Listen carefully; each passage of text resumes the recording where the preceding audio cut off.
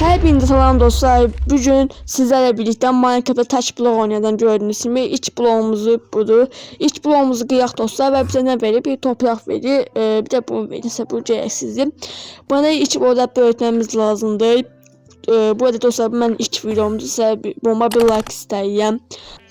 Yine koyun çıktı. Bunu öldürmezsen daha ben kılıçım da var elimde. Birazdan öldüreyim, yeri böyütmək lazımdır.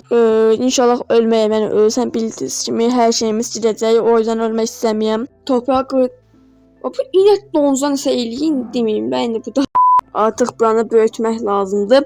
Ve 2 tane donuzumuz var, böyle eşyalarımız var. Alabiləm bunları elma alım birine. Bunu öldürmek isteyen bak size özü olan ve eti burada kaldığı için çok sevindim. Dostlar sahemizi biraz büyüttük. Bu aylar niye sıkışmaya hiçbir şeyime yaramıyor. Bu toru öldüye. Çok gaz. Bu ne de qaya koy. Qaya.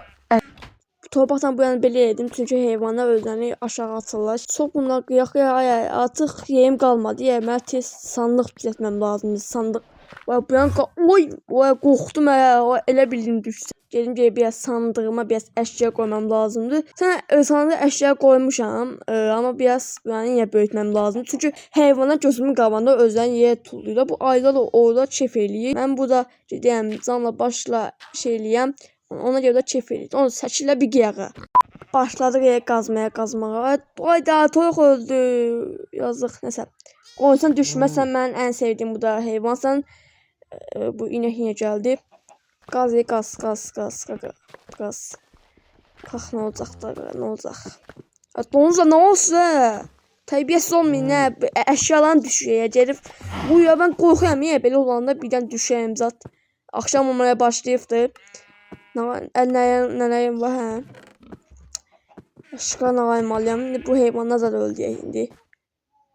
İnek sen inek donuzun ətini aldım. İneğin de ətini aldım. Toyuqların ikisini öldürdük. Qoyunu öldürməliyəm. Yoxsa yazığım gəlir biraz. Şimdi yazım gəldi öldürməyəcəm. Sağ ol şirin heyvan. İndi əşyalarımızı qoyum. Yox, bizim hələ yatmamız üçün 3 dənə günə ihtiyacımız var. Böyle 100 blok kazdım diye bir şey çıktı. 100 tane blok kazmışım ben için. Bana göre 200 tane 300 tane kazmışlar çünkü beyazdan kazıyam mesela. Koyunun bir tümüş bir tane yün qaldı. Bir tane koyun çıxsa qutardı bu iş. Bir tane koyun çıxsın. Lazım ona burada koyun çıxın, lazım ona bir koyun. Mesela. Çok əvvəldən danışmamaq lazımdır. Artıq yata bilərik. Çok qəşəng artıq yata bilərik deyə daha çox günlər keçirə bilərik. Yəni mən burada öləcəyimi düşünmürəm. Hə ölsəm də təzədən buraya qayıdıram deyə düşünürəm. Yəni mən yataq indi günümüz bir qutarsın, yəni qutarsın dostlar. Durduq. Biraz daha çox böyütmək lazımdır. Əşyalarımı göstərəm buradan belə əşyalarımız var. Buranı daha çox böyüdüm ki birdən ölmə riskimiz daha çox azalsın istəyirəm. Burana belə bağlı. Ən çox burası lazımdır. Çünki birdən bir test düşə biləyəm. Yəni elə şeylər ola bilər. Buradan amma qarşılaya biləyəm. Yəni ben düşmə ehtimalım çox azalır belə olanda. Nəsə kartımda dombalı bir də. İndi mən nağaymalıyam. Buranı da böyle taxtdan böyütəcəm. Yəni o da beyazdan torbaq qazıyam. Bütün torbaqlar nə oldu? Mən torbaqların bir sənə sandıqlar. Nəsə. Çünki beyazdan torbaq qazıyam.